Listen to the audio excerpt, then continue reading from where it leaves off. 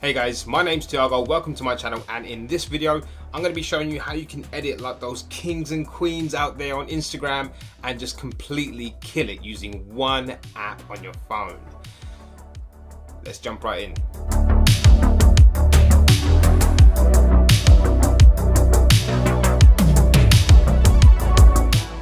Now, all you need is your smartphone and a copy of the Lightroom app, Adobe Lightroom. Go ahead and download it from your App Store or your Play Store.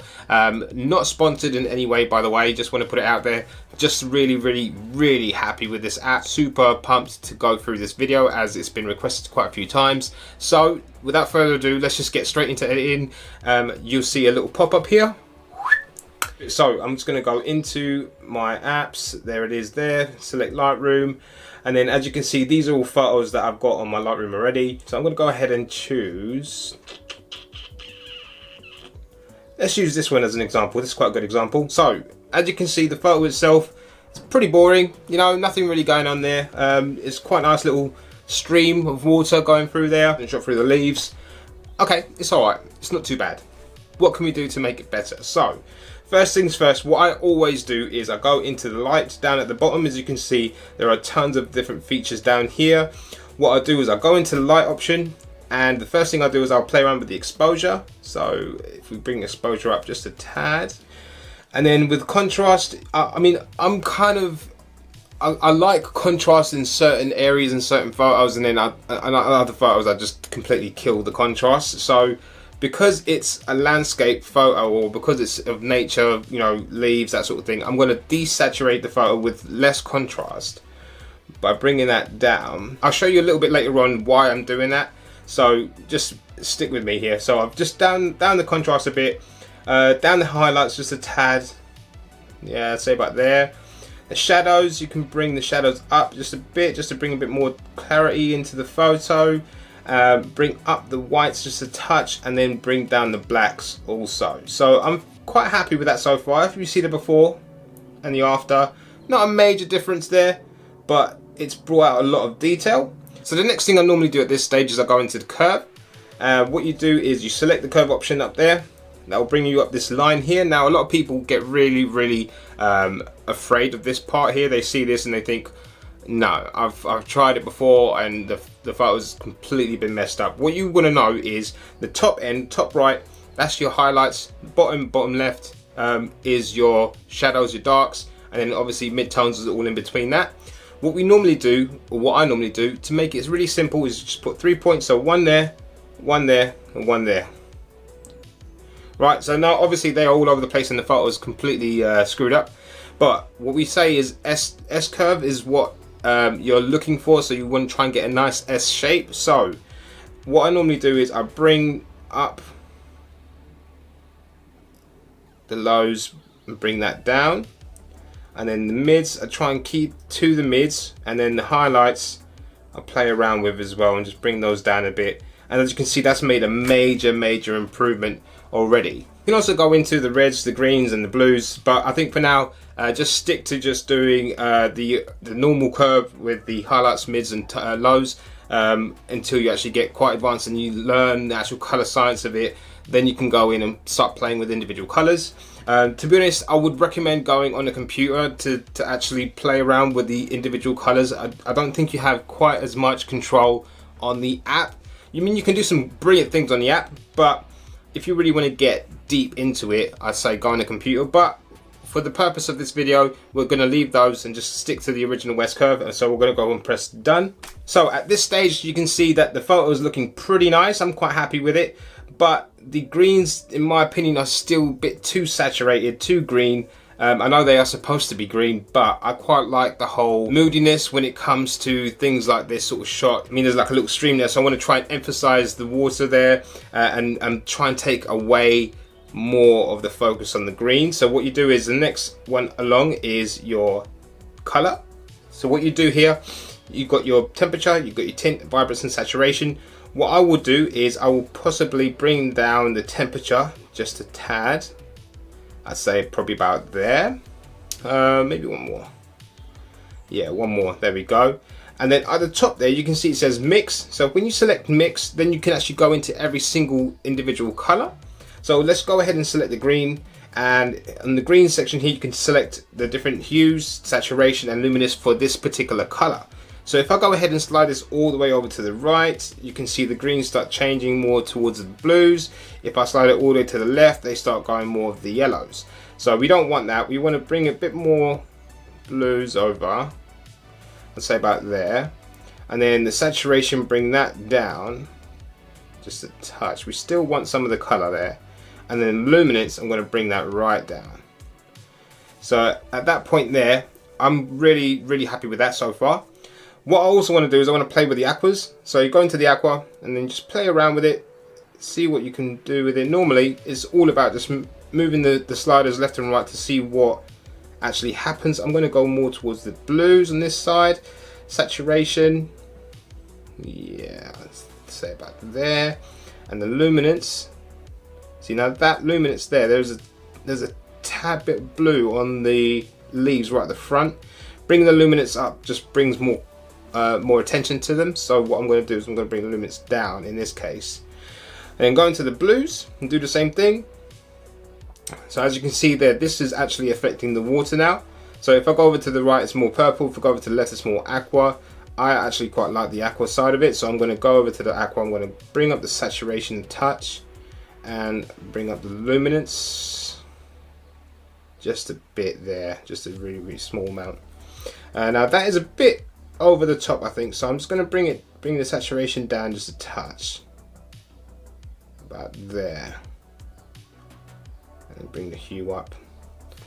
Yeah, okay, I'm happy with that. Now we'll go into the yellows just because I want to try and desaturate some of the yellow. So we'll just go and bring the saturation down, the luminance down, and the hue more towards the yellow side, just so that we're getting less greens in there. These greens are still not 100% happy with, so I'm going to put them about there. Everything else you ain't going to really worry about. I mean, there isn't really purples or magentas in this photo. You might get some oranges and reds in there, but to be honest, I'm quite happy with how it is so far. So let's move on and just press done. And then at the bottom there, you've also got vibrance and saturation for the whole photo. So where we were doing vibrance and saturation for individual colors, you can now play around with the vibrance of the whole photo combined. So if we bring the vibrance up, as you can see, it gets very vibrant. If you bring it down, it gets very washed out. So what we'll do is I will actually what I'll say is I'll bring the vibrance to -3, and the saturation I'm probably just going to leave it at 1, just because I don't want it to be too much over the top. The more you go through it, the more you understand it, and the more you understand it, the more you'll be a pro at getting those photos right. So let's go to the next section here, which is the effects section. Now under here we can see you've got texture, clarity, dehaze, vignette, all of that sort of stuff on there. What I will do is, because I put the contrast down, what I'm going to do is I'll bring the clarity up. Now you don't want to bring the clarity too far up, because then it just gets a bit weird. You start seeing all sorts of outlines in places that really shouldn't have outlines. So I'm just going to bring the clarity up about there. The vignette, I do like vignette. I use vignette a lot. That just brings, you could do that, I suppose, if you're into that. I just don't do that. So let's bring the vignette down just a bit, just to really concentrate on that water there. And then what we do at the top of the effects, you've got split tone. Now I would put some, actually I will put some texture in this as well. I'll say about there. Yeah. So at the top you've got split tone. So when you select split tone, what it does is it will allow you to set a certain hue for your highlights and certain hues for your shadows. So what I normally do is I like the whole orange and teal. I mean, I know it's been done over and over again, but what you can do is go into teal for your highlights. So try and bring the saturation down so it's not loads and loads of blue. So I'd say about 186 and 16 saturation there. And then for your shadows, you can see now, you can obviously put them anywhere you want, wherever you feel like looks best. But I'm going to go over here about saturation 10, try and get it to about 10. 12, okay, that'll do. So instantly that changes the photo again completely. So now we're getting a lot more of the earthy colors come out because of the shadows being more towards the orange side of things, so we're getting a lot more earthy colors come through, and the highlights I've really blued out as well, so it just really pops. So we'll go ahead and press done on that. Now just at this point to see where we are, so we've got before, there, and then after. Major difference. So we just turned a photo that, you know, was okay, I suppose, a bit boring, into a bit more mysterious. Really enjoying that so far. So next section is your detail. This is where you can actually play around with your sharpening, and all sorts of bits and pieces in here, noise reduction, all of that sort of stuff. I don't think this photo actually needs that, to be honest, so I'm just going to leave it as it is. And then you've got optics, lens profile corrections. I'm not going to play around that as well. I think it's fine the way it is. This is absolutely fine the way it is, so I'm happy with that. I'll just leave it as it is. And then last but not least is your geometry. There isn't any real leading lines apart from maybe the stream itself, but I'm happy with that as well. What I will do, however, is then at this point, what I normally do is I then go back to the start. I will probably crop this for Instagram. So if you go to the crop and rotate, which is just there, go into the original, and then from here you have options. Now your Instagram, if you are posting to Instagram, is 5x4. Select that. As you can see, it's in landscape, so at the top right hand corner there you press that button and then it changes it for you, nice and simple. Get to the area where you want to be focusing on. I'd say maybe let's have a little look. I'd say probably around there. And the good thing is, I don't know if you can notice, as I'm scrolling left and right, because I've set a vignette and the vignette sets around the whole image, because you're going to be cropping, the vignette follows the crop, and then it sets a vignette for where you're cropping. So that's pretty cool. I'm quite happy with that there. So we'll go and select that, accept, and then you have it. There is a really cool, mysterious photo of a nice little stream in the woods. Another one we can play around with is this one here. It's a picture of my boy at the zoo, and he's mesmerized by these sea lions. He's watching them swim about. They were just about to get fed, so yeah, no, absolutely breathtaking to watch. Now I've chosen this photo because it's quite a challenging photo to get right. There's quite a lot of things going on here. As you can see, obviously my boy's completely blacked out. The light is behind him, so he's casting the shadow, and then also there's other bits and pieces that are you know, you'd say as imperfections. So in the top top left hand and right hand corner, actually in the top corners, you can see there's a bit of natural vignette in there from the lens that I was using, so that's something to bear in mind. That could happen as well. And then in the background right there, you can see there's people walking through the tunnels. You just can't be helped, obviously it's a zoo, so people are going to be walking through. So there's bits and pieces there that I'd like to go through to show you what you can actually do with the app. I'm going to pull out my S Pen. Brilliant tool. If you've got a note series, the S Pen is such a really good feature to do edits on, so yeah, I absolutely love it. So anyway, and you don't need a pen, obviously you can do it without a pen, but I'm just saying. We go back into light, so at the bottom there you got your light. So we go into light, and again, so we're just going to start with the exposure. Just go down the list. So we'll bring the exposure up just a bit, I'd say about there. Contrast, I'm going to actually give the photo less contrast. So playing around with, so what I'm doing is when I'm going left and right, I'm having a look at all the photo and seeing what is exactly changing, and then at one point there, then I'll stop and I'll say, right, that's what I like. At this basically at this stage here, what I'm doing is in this example, I'm looking at the legs, and as you can see, as I'm pulling some of the contrast away, some more detail is coming back on the legs, and that's what I like to see, just because the shadow is actually wrapping around his legs and exposing some parts of the shoe and the leg, and then around his you know, his head, his clothes, that sort of thing. So that's pretty cool. Highlights. So now highlights, if we just bring up the highlights a bit, see what happens. I don't really like what's happening to the tube over here, so what we'll do is we'll just bring the highlights down a touch. Yep, happy with that. Shadows, bring the shadows up. As you can see, if you bring it all the way up, there's just introduces a hell of a lot of noise, and it just doesn't look very good. So we're just going to bring the shadows just a touch up, just there. I say a touch, but it's about 80. Yeah, so we'll bring the shadows up about there. Bring the whites up and the blacks down. Now you probably notice that I pretty much do very similar edits to all my photos first. There is a way that I've played around with this many times, and from my experience, this is how I always set up my edits first, and then as I go through the stages, start to see other bits and pieces change, and then I always go back again and then play around with it again until I get to the point where I'm just like, okay, I've either over edited this or I'm really happy with it. If you feel like you've over edited it, then you just put it down, go and get a drink, and you'll be able to see things that you didn't see before. So I would definitely recommend having a break if you're just like kind of like bogged down in this. But moving on, so we'll go back into the curve, and then same as before, so we put our 3 points, 1, 2, 3, and then as before, always bring up the lows, bring those down, bring those to the middle, bring those up, and then bring them down a touch. So you can see there's a really nice S curve there.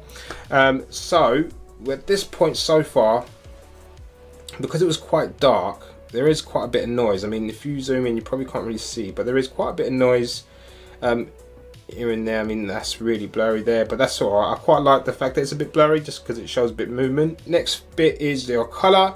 Now, because it is blue, I quite like the fact that if I kind of bring out those blues even more, it feels like he's part of it. It's kind of like a bit more dreamy, you know what I mean? So what I'm going to do is I'm going to bring the temperature down, and those blues really start to pop, and it just makes it feel a bit more like ocean. So we'll leave it there at the moment. I'm not really going to play around with the mix in terms of the colors. I might actually play around with some of the greens actually, and just bring the greens up just a bit, bring down the saturation a touch, luminance down, and bring the yellows more towards the greens, down saturation, down luminance. Yeah, so that hasn't really done a massive difference, but it will affect the whole photo overall. So we'll press done on there, and then going on to the next stage is your effects. If you bump up the clarity, then you start seeing these really weird effects coming in that you didn't see before. So I'll show you what happens. So if I bring up the clarity on this, give it a sec, as you can see, it looks a lot sharper, but then you start to get this kind of like haze around my boy, right?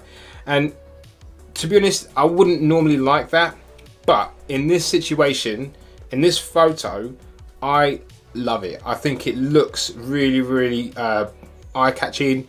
It just adds more to the whole dreamy vibe of it. You know, I absolutely love it. So I'm just going to leave it there. I'm going to really pump up the clarity on that one. The texture I'm going to bring down a touch, and then dehaze. What you normally do with dehaze is you can bring the dehaze down, and then that instantly brings up more details around with the light. I'm actually going to bring dehaze up just a bit more. Ooh, too much. Yeah, let's say that there. Vignette again, I really like vignette, so I'm going to be adding it in there. So that just really concentrates your subject right in the middle there. And then when you get to the detail sharpening, you can sharpen the image just a bit, bring up the noise reduction just a bit, and then also the color noise reduction is already up there, so that's fine. We'll bring noise reduction up just a tad bit as well. So there is some noise there, that can't be helped. That's just because of what I was doing at the time. I was trying to rush and get the photo. My boy is only 2, so he doesn't really stand still for very long, so I was kind of like at this stage you're probably thinking, sweet, you know, call it a day. However, I'm not happy with all these people in the background. I'm not happy with some of the lines that are going through. That's because of the windows. So there's some lines that are going through there. So you go into the section that you want to remove or, you know, play around with. Go into the healing brush, and then you get your stamp, your clone stamp, clone stamp tool, and then you just brush over the area that you want to remove. Now, I'm going to be doing this whole section here and hope that it does come out alright. Normally what I do is I do smaller areas first, but doing that, as you can see, that looks really strange. But what you do is you then move this around to try and get somewhere that looks more or less what you're looking for. Another option would be to just try the healing, and what this does is this actually blends more of the details around. So I'm going to do that, and I'm going to select OK for now. Zooming out, you can see that there's a line that goes across there that's missing, that looks a bit odd now.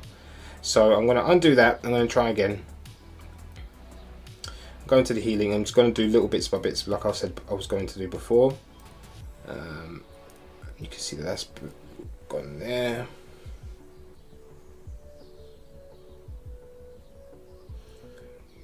And then I do a bit more here.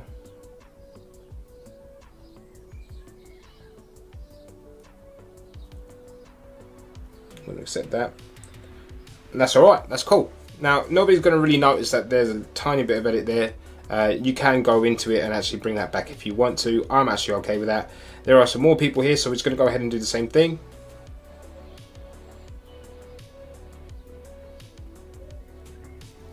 Select there.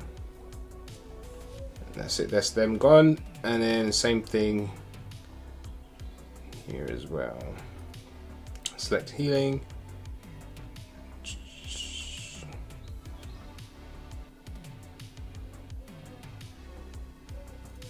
Boop.